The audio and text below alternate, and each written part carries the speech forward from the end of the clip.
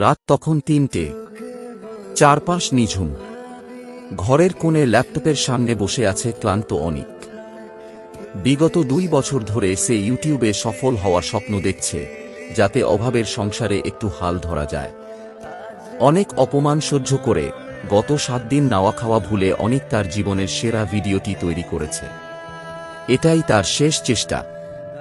একরাশ ভয় আর আশা নিয়ে সে ভিডিওটি আপলোড করতে দিল।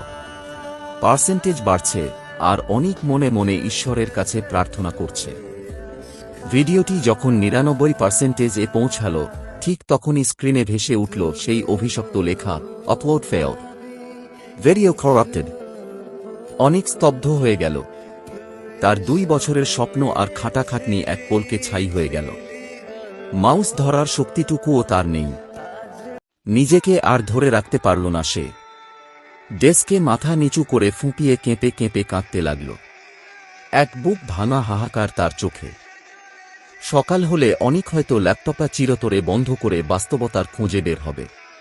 অন্ধকার ঘরে পড়ে রইল তার ভেঙে যাওয়া স্বপ্নের টুকরোগুলো।